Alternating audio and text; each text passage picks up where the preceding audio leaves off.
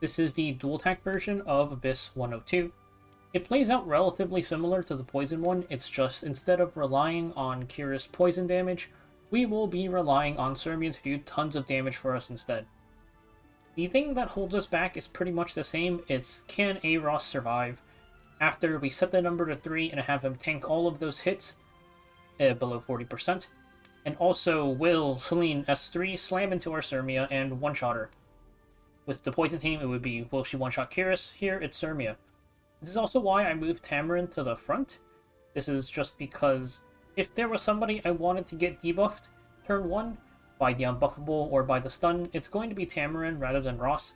I want Ras to have immunity buff up the entire fight if he can, so that he can tank Celine S2 without getting pushed back, and also so that he can, well, give himself immunity buff at all if he doesn't get hit by the unbuffable.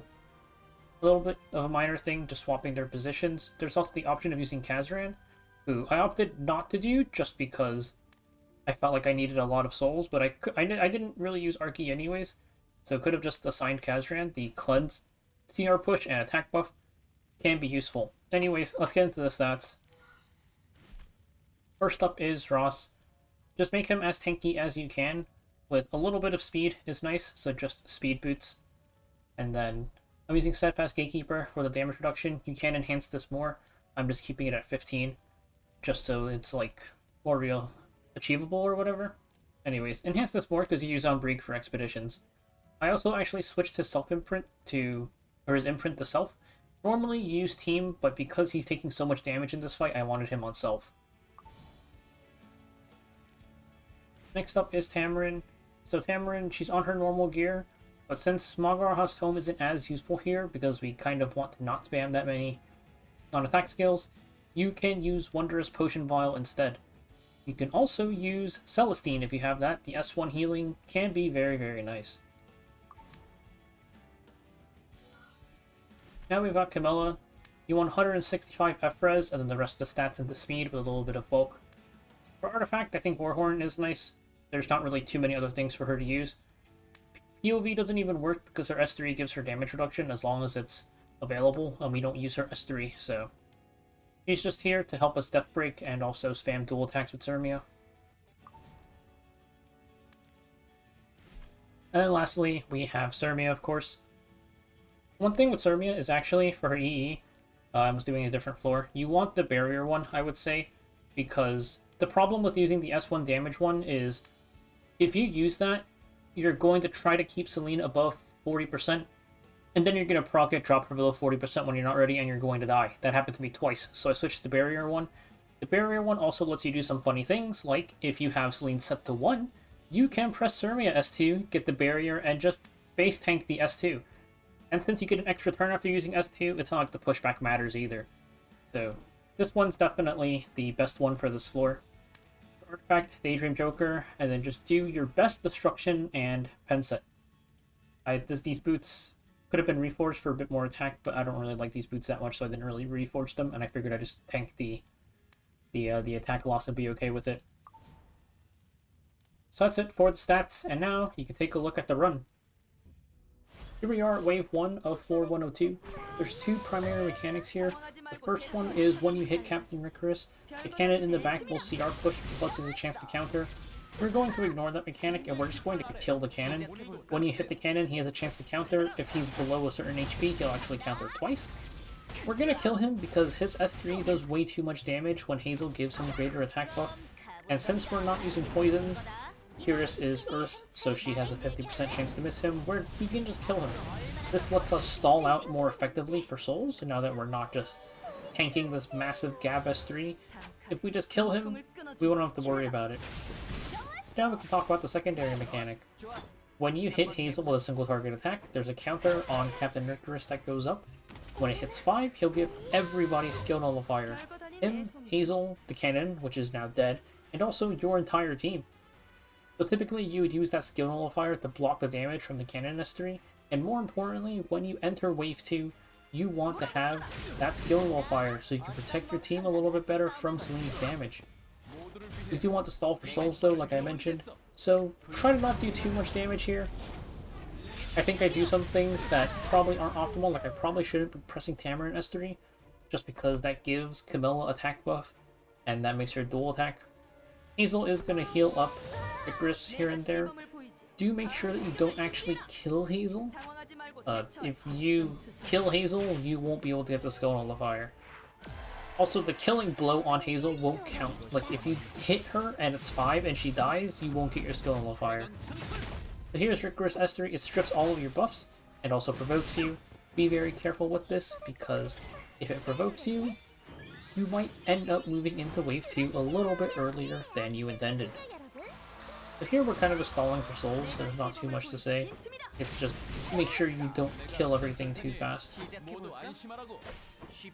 Also, you want to make sure that your important cooldowns, mainly Camilla S2 and Ras S2 and S3, mostly S2 because you can wait a couple turns for the S3, are up going into Wave 2, so you have them immediately at the start of that wave.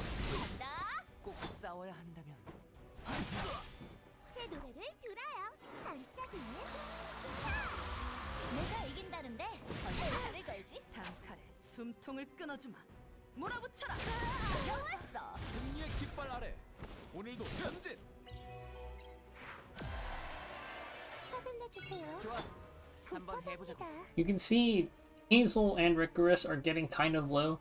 It's getting a little bit awkward for how much longer we want to stall. We want to make sure, of course, we have the skill nullifiers, which Rikoris is about to remove with S3, and we also have to make sure that we have enough souls to be able to clear the second part of this fight. So I can either A-Ros S1 or I can just S3 for souls. I decided to go for the S3 here.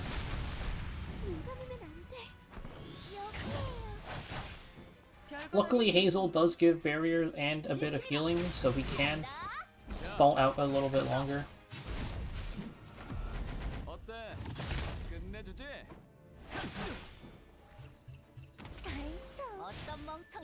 I got pretty lucky here, not having everybody get provoked. We managed to hit Hazel once, and we are able to get our skill nullifiers.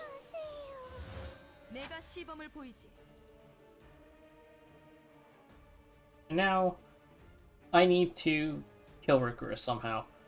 And I don't want him to S1 and remove any useful skill nullifiers, but he's gonna S2 here, so it's fine. I didn't check his abilities, but you should check and just make sure if he's going to S1 or S2. Hazel's going to S3, which is going to stall this out a little bit longer. Cermia is about to make her move, so we can just S1, and we move into Wave 2 with all of our skill nullifiers. So now the mechanic for this floor is that number at the top, the gold number 1. If you hit her, it'll move to 2, hit her again, it'll move to 3, and then back to 1. This determines the targeting on her S2 when we use it on attack skill. 2 is random. So we hit Tamarinne here. 3 is highest HP, which will be Ras. And then 1 is highest attack, which will be Cermia. So that's why moving into this wave with skill nullifier is really nice. If that S2 slammed into Cermia, it could have been really annoying. And also, that is why, this is why here, you can see, I like having Tamarinne in the front, I think. Just because, less likely for Ras to get stunned or hit with unbuffable, so he can immediately give himself immunity and block the CR pushback from S2. One very important thing is also the ads. They have non-attack skills, and when they use those, that counts for proccing Celine S2. You see the unable to be buffed landed on Cermia there. Good for Ras to dodge that on the first turn. Spamming S2 with Ras not only refreshes his immunity buff, but also gives us a dual attack plus death break chance, which is really nice. And this little number only affects her S2, so you only really have to maintain it when you want to press Camilla S2 or Tamarinne S2 or S3. But here, we also have to keep in mind that she is going to do bad things when she gets below 40%.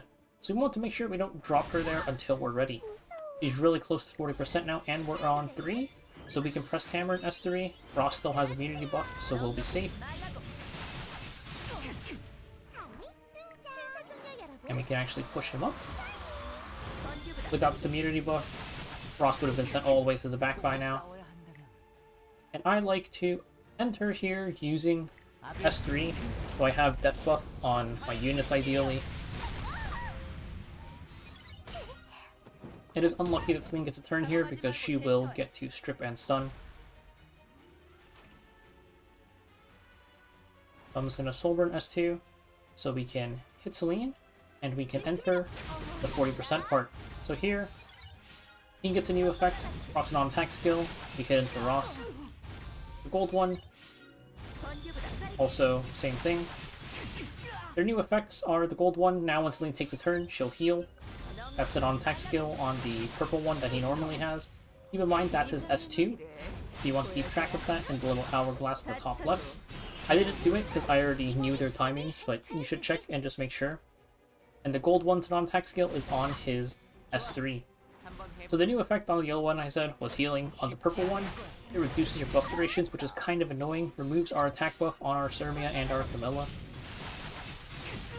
Also, you can see that gold one gave attack buff, which is going to make Celine do a lot more damage now. You can see Ross is actually starting to take damage now, instead of just face tanking everything for free. But we're just going to slam it into Celine. Tamarinne just barely survives. It's on random, so I didn't want to risk it. I didn't press S2 there, even though I could have, because the only option that would have been good is hitting Ross. I didn't want to risk her hitting somebody when I'm so close to the end. But now we're pretty close to the end. I'm going to S3 her, and this is because I have the barrier E. I wanted more damage just in case. And Soulburn S3.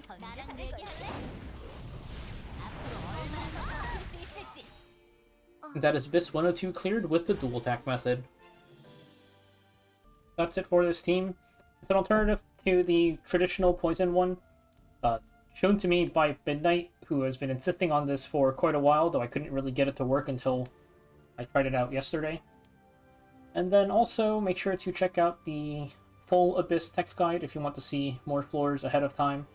It will be linked in the description.